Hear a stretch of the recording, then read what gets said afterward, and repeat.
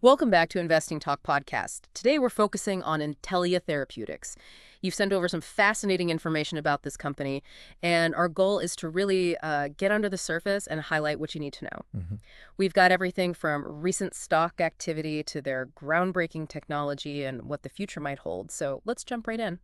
Looking at the stock lately, it's been quite a ride, hasn't it? That's a good way to put it, yeah. The stock is currently around $7.30, and we saw a significant upward move, nearly 10% not long ago. Right.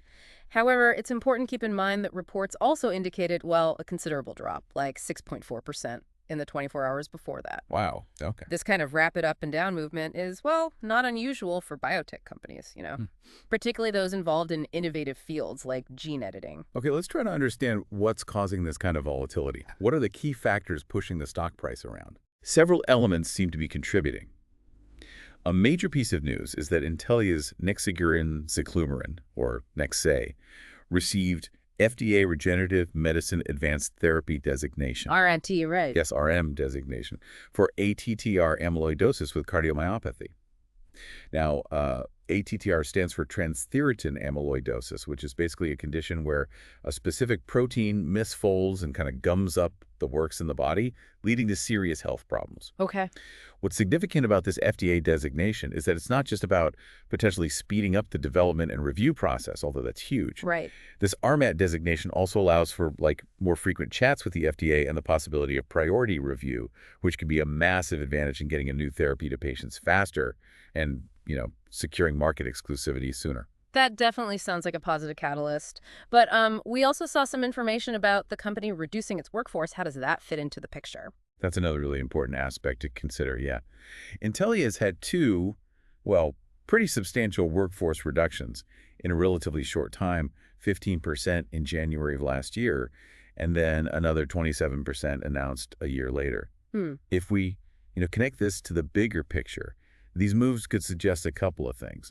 On one hand, the company might be strategically streamlining its operations to conserve cash. Which makes sense in this biotech climate. Exactly. It can be seen as prudent.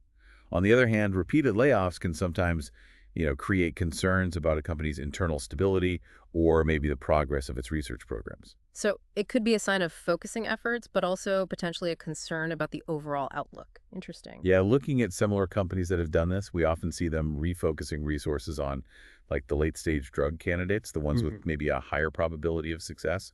This might indicate Intellia is prioritizing its lead programs. Okay. What about the progress of their actual drug development then? Are there any updates there that are influencing things? Absolutely. There have been reports of positive progress in their phase 2 trials for hereditary angioedema, or HAE. HAE. Got it. And they're also continuing to advance their trials for transthyretin amyloidosis, the ATTR condition we mentioned. These advancements in clinical trials are absolutely crucial for a company like Intellia.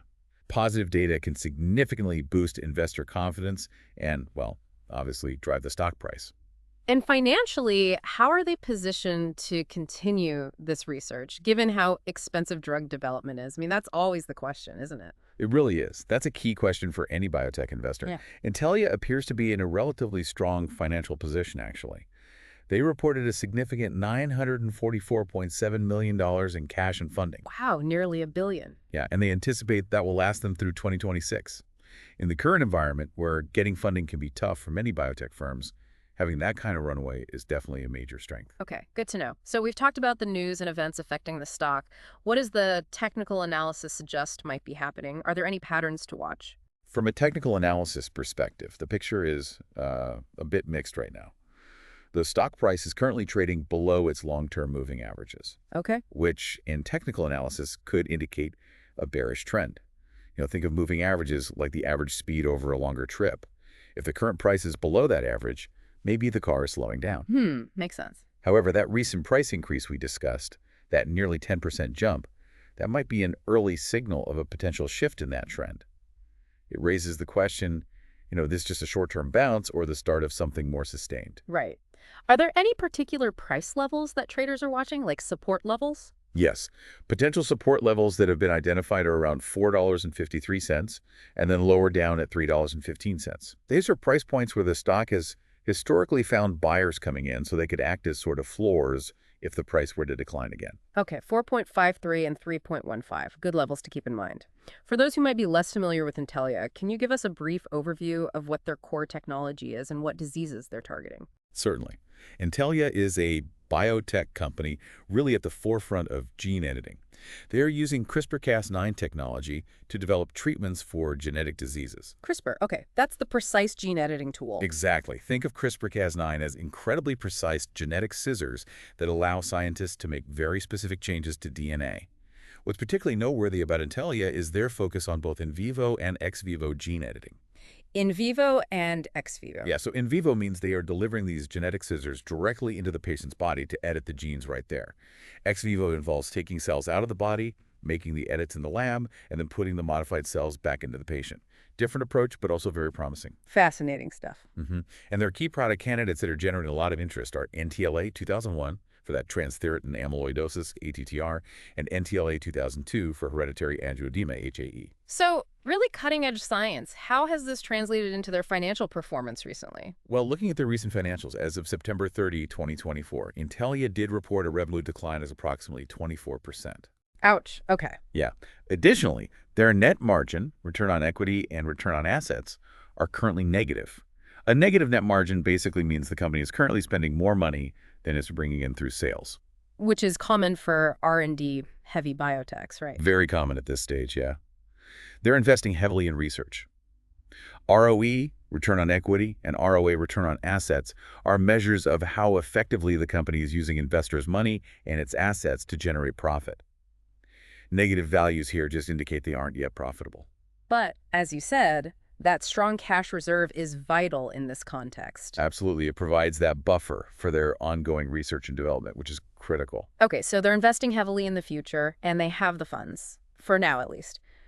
Based on what we've discussed, what would you say are their key strengths and weaknesses right now? Okay, on the strength side, definitely their innovative CRISPR-Cas9 technology. That's a significant advantage. The potential is huge. Wow. Coupled with that strong cash position we've discussed, almost $1 billion, they have the resources to keep pushing forward with R&D. Makes sense.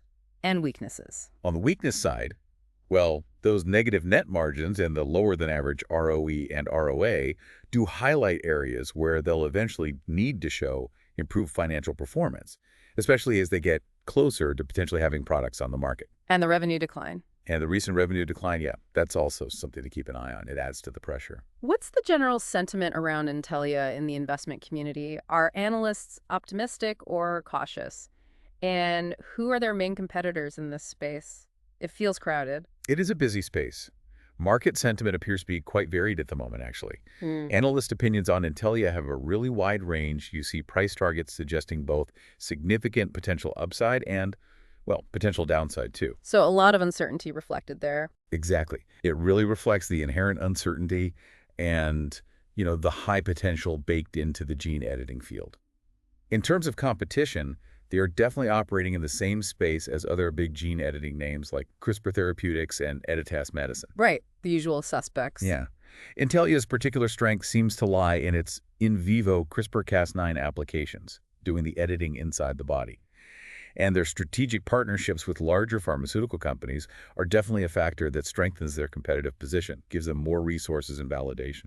Looking ahead then, what are the crucial things investors should be paying close attention to, and what are some of the potential risks associated with Intellia? Okay, for the future outlook, the progress of their clinical trials, especially for NTLA 2001 and NTLA 2002, will be paramount. Absolutely key. The data readouts.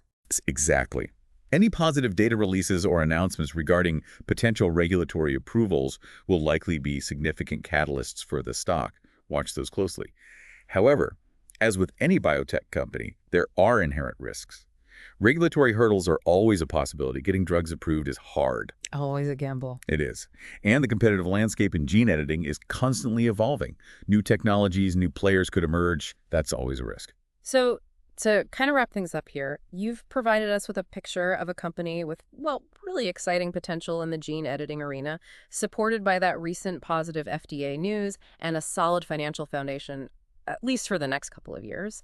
However, they are also navigating workforce adjustments and the broader market's volatility, which is definitely reflected in the stock's recent wild swings and the mixed opinions among analysts. That's a good summary. The progress of their clinical trials, especially those lead candidates, NTLA 2001 and 2002, that will likely be the key indicator to watch moving forward, wouldn't you say? Absolutely. All eyes on the data. We hope this in-depth look has given you all a much clearer understanding of Intellia Therapeutics.